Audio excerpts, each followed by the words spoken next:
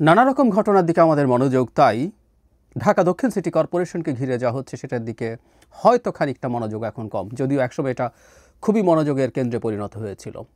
সম্প্রতি এক বা দুদিন আগের কথা বলছি, জনাব আসিফ মাহমুদ সজীব ভূঁইয়া এই সিটি কর্পোরেশন বিষয়ক যে মন্ত্রণালয় এলজিআরডি সেটার উপদেষ্টা একটা ভয়ঙ্কর অভিযোগ করেছেন। সেটা হলো জনাব ইশরাক হোসেন ক্রিমিনাল অফেন্স করছেন। মানে এটুকু শোনার সাথে সাথে আমাদের বলে দেওয়া উচিত তাহলে সরকার ইশরাক হোসেনকে গ্রেফতার করুক, মামলা হোক, সব কিছু। এই জায়গায় কেন চলে গেল, এখনও কেন কন্টিনিউ করছে, এটা আসলে খুবই গুরুত্বপূর্ণ প্রশ্ন। আমি জনাব আসিফ মাহমুদ কি বলেছেন সেটা একটু বলি, তারপর কথা বলি। তিনি বলছেন উনি অফিসিয়াল কোনো দায়িত্ব নেননি।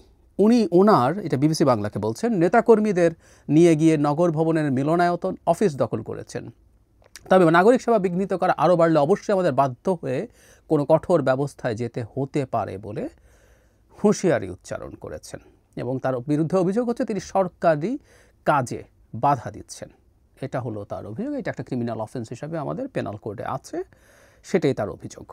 এখন সর্বশেষ আমরা জানি জনাব ইশরাক হোসেন সিটি কর্পোরেশনে গেছেন, সেখানে তিনি মাননীয় মেয়র এরকম একটা ব্যানার লেখা জায়গায় তিনি ওখানকার কর্মচারীদের সাথে মত বিনিময় করেছেন। শুধু তাই না, তিনি এর আগে যেসব মুভমেন্ট করছিলেন সেখানে সিটি কর্পোরেশনের গেইটে তালা দেয়া, বিভিন্ন রুমে তালা দেয়া, এসব ঘটনা আছে।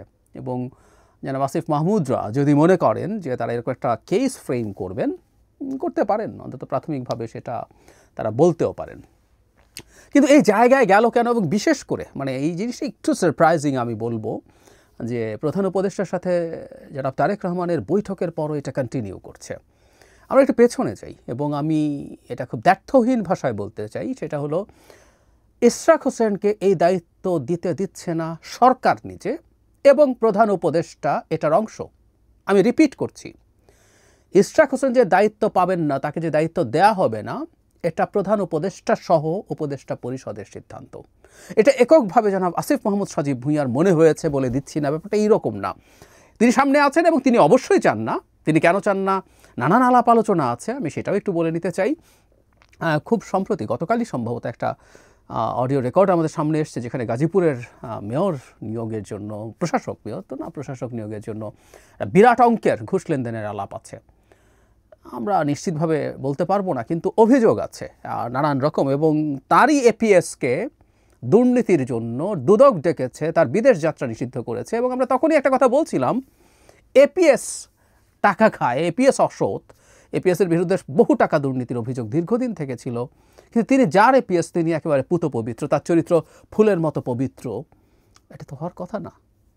সুতরাং জনাব আসিফ মাহমুদের বিরুদ্ধে আসলে অভিযোগ অনেক দিন থেকেই ছিল। তাহলে জনাব ইশরাক যদি এখানে দায়িত্বে না থাকেন, এখানে যদি প্রশাসক নিয়োগ করা যায়, এই নিয়োগ বাণিজ্য হতেও পারে। আমি কনফিডেন্টলি বলছি না, এটাও একটা ব্যাখ্যা হতে পারে, এখানে প্রভাব রাখার চিন্তা হতে পারে।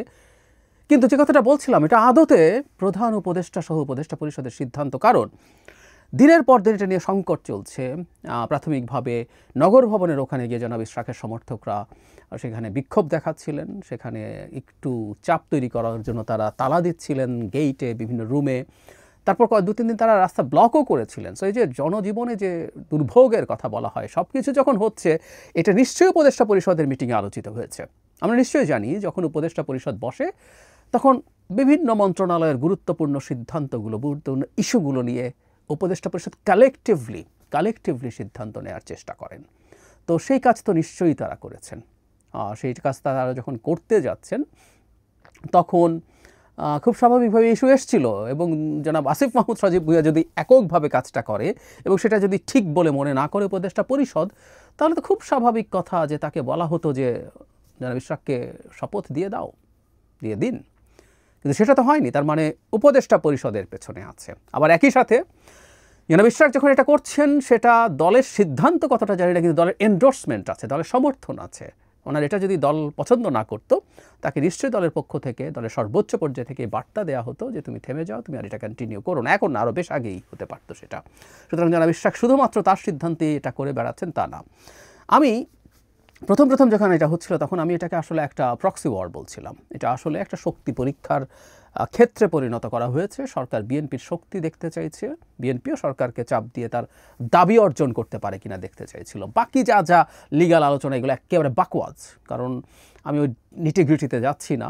হাস্যকর সব যুক্তি সরকারের দিক থেকে দেওয়া হয়েছে এবং এই সরকারের একটা নজির আছে, যদিও সরকার বলছে সে সময় একজন ভিন্ন এলজিআরডি উপদেষ্টা ছিলেন।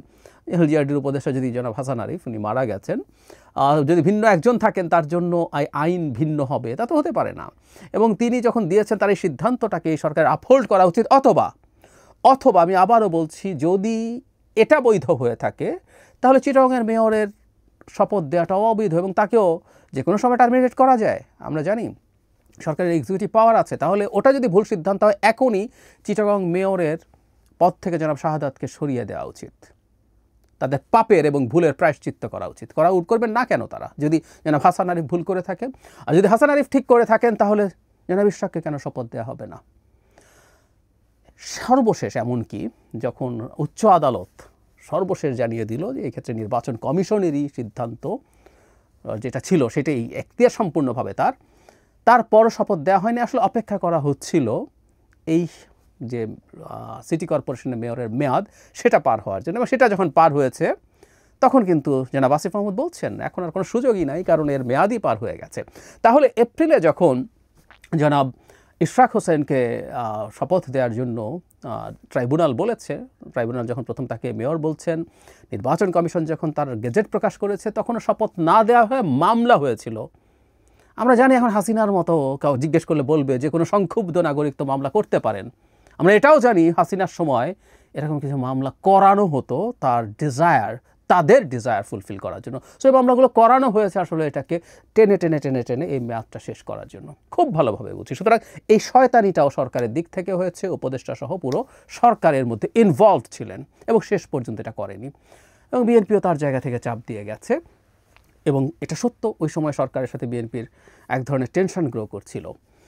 কিন্তু যেটা সারপ্রাইজিং হয়তো সেটা হচ্ছে প্রধান উপদেষ্টার সাথে বৈঠকের পর জনাব তারেক রহমানের ধারণা করা যাচ্ছিল যে এই টেনশনটা ডিএসকালেট করবে, কিন্তু করেনি, বরং সেটা আক্রমণাত্মক দিকে যাচ্ছে বেশ খানিকটা। এটা বলা যায় জনাব আসিফ মাহমুদ জনাব ইশরাককে হুমকি টুমকি দিচ্ছেন। উনি যদি মনে করেন সরকার যদি কেউ ক্রিমিনাল অফেন্স করছে বলে মনে করেন তাহলে আসলে কথা টথার কিছু নাই, ওই সরকার কেন বক্তব্য দিবে? স্ট্রেট অ্যাওয়ে আমরা সরকারকে এফেক্টিভ দেখতে চাই। জনাব ইশরাককে গ্রেফতার করুন, উনি সরকারি কাজে বাধা দিচ্ছে, উনি ঝামেলা করছেন, তার বিরুদ্ধে মামলা দিন, তার বিরুদ্ধে বিচার শুরু করুন, তাকে গ্রেফতার করুন। You should do that. আমরা দেখতে চাই যদি মুখে কেউ এটা উচ্চারণ করে থাকেন সেটাকে তারা এক্সিকিউট করবেন, কিন্তু তারা এই ধরনের রেটরিক ব্যবহার করছেন, এক ধরনের হুমকি দিয়ে মনে করছেন সরাতে পারবেন। জনাব ইশরাক যেভাবে মেয়র লিখে তিনি বসেছেন, এটুকু পর্যন্ত তার যাওয়া ঠিক হয়েছে কিনা এই সমালোচনা করছেন অনেকে, এই সমালোচনা করা যায়, কিন্তু আমি অন্তত এই পুরো সিনারিওটাতে একটা জিনিস দেখছি, বিএনপি কিন্তু অ্যাক্ট করছে না, বিএনপি রিয়্যাক্ট করছে। প্রত্যেকটা জিনিস, এই যে প্রথম থেকে শপথ দেওয়া হলো না, এরপর যা যা করা হয়েছে প্রত্যেকটা যখন বিএনপি দেখছে, বিএনপি না বলে আমরা আসলে এভাবে বলবো, জনাব ইশরাক এবং তার সমর্থকরা, এবং অবশ্যই আবারও বলছি বিএনপির এন্ডোর্সমেন্ট আছে, যে প্রত্যেকটা ক্ষেত্রে যখন দেখা গেছে যে সরকার আসলে একটার পর একটা ব্যারিয়ার তৈরি করছে জনাব ইশরাককে শপথ না দেওয়ার জন্য, তখন খুব স্বাভাবিকভাবেই বিএনপি পাল্টা রিয়াকশান করে তার মাঠের শক্তি, তার মাঠে তার চাপ দেওয়ার সক্ষমতা শো করতে চেয়েছেন। এবং এই চাপের মুখে আরও কারণ ছিল, এর মধ্যে চাপের মুখে প্রধান উপদেষ্টা অভিমান করেছিলেন তিনি পদত্যাগ করবেন, মনে আছে আমাদের নিশ্চয়ই। বিএনপি দুদিন, মানে বিএনপির শাখের লোকজন 2-3 দিন রাস্তা ব্লক করেছেন, তাতেই একজন উপদেষ্টা এতটাই ক্ষোভ দেখালেন ক্যামেরার সামনে, অথচ তাদের ভাষ্যমতেই প্রায় 200 এরকম দাবি দেওয়া এবং রোড ব্লকেডের ঘটনা ঘটেছে। যদি তাই ঘটে থাকে, হঠাৎই 3 দিনে বিএনপির উপরে ক্ষোভ, আমরা বুঝতে পারি কারণটা কি। তো ওই টেনশনের সময়টা পার হয়েছে, যে বৈঠক হলো, তারপর অনেকটাই ডিএসকালেটেড হয়েছে বলে আমাদের মনে হচ্ছিল, দুই পক্ষই সাদা পতাকা উড়িয়েছেন, কিন্তু না, আবার এক ধরনের আক্রমণাত্মক অ্যাটিটিউড আমরা দেখছি। এবং আমি মনে করি যেটা জনাব ইশরাক যে অভিযোগ করেছেন, জনাব আসিফ মাহমুদ শপথ ভঙ্গের মতো কাজ করেছেন, যেহেতু তিনি প্রাথমিকভাবে দায়িত্বপ্রাপ্ত, আমরা সরকারের আগে এই উপদেষ্টাকেই বলবো, তিনি অনুরাগ বিরাগের বশবর্তী না হয়ে কাজ করার জন্য শপথ নিয়েছিলেন, কিন্তু তিনি বিরাগের বশবর্তী হয়ে জনাব ইশরাকের বিরুদ্ধে অবস্থান নিয়েছেন, এটা মনে করা যথেষ্টের বেশি যৌক্তিক কারণ আছে। এবং এই ব্যাপারে বিএনপিও যে খুব সিরিয়াস, আর একটা প্রমাণ হলো জনাব তারেক রহমান যেদিন 31 মানে ডিসেম্বরের মধ্যে নির্বাচন হতে হবে, খুব টাফ ভাষায় বলেছিলেন, সেদিন জনাব ইশরাকও একটা আলোচনার মধ্যে তার বক্তব্যের মধ্যে এনেছিলেন এবং ওনার বিরক্তি আমরা খেয়াল করেছি, হুইচ ইজ লজিক্যাল, যে সরকারের দিক থেকে এই ধরনের আচরণ করা। কিন্তু এখনও এটা কন্টিনিউ করছে। আমি সরকার কেন এটা মনে করছে যে তারা এখনও বিএনপির সাথে এই ধরনের একটা অবস্থান বজায় রাখবে, নাকি এটা নেহায়েতই একজন প্রশাসক নিয়োগ করা জনিত উপার্জন অথবা অন্য কোনো স্বার্থের কারণে, সেটা দেখা দরকার আছে। আর বিএনপি আমার মনে হয় এখান থেকে খুব বেশি সরেও আসবে না। আমি ব্যক্তিগতভাবে মনে করি বিএনপি মাঠে তার অবস্থান কোনো না কোনো ফর্মে রাখার চেষ্টা করবে। ফেব্রুয়ারিতে নির্বাচনের একটা প্রাথমিক ঐক্যমত্য হলেও দেয়ার আর মেনি প্লেয়ার্স, পেছনে পেছনে খেলছেন মানুষ আছে, সরকারের ভেতরে আছে, বাইরে আছে। সো কোনো না কোনো ফর্মে বিএনপি মাঠে থাকার চিন্তা করবে। সেটা এখন এই জনাব ইশরাক ইস্যুতে থাকার চিন্তা করতে পারে, ভবিষ্যতে তার খুব ব্লকেট টাইপের কিছু না, কিন্তু মিছিল সমাবেশ এগুলো সম্ভবত সে কন্টিনিউ করবে, যদিও সামনের সময়টা আবহাওয়ার দিক থেকে খুব ভালো না, ঝড় বৃষ্টি চলবে। এটা পেরিয়ে যাওয়ার পরও বিএনপি আমার মনে হয় তার মাঠের অবস্থান সরাবে না, এবং সরকার যদি এটার একটা কোনো ধরনের ভিন্ন কোনো ধরনের সুরাহা না করে, বিশেষ করে তার টেনেও শেষ হয়ে গেছে এটা বলে আর শপথ দেওয়া যাবে না, আমার মনে হয় না বিদ্যমান পরিস্থিতিতে এটা একটা সমাধানের পথ হতে পারে। দুই পক্ষই এখন তাদের মধ্যে আলোচনা করতে হবে, এবং আলোচনার মাধ্যমে যারা ইশরাককে কোনো না কোনোভাবে সিটি কর্পোরেশনে কি করা যেতে পারে সেটা আলোচনার মাধ্যমে ঠিক করে তারা একটা সমাধান করতে হবে।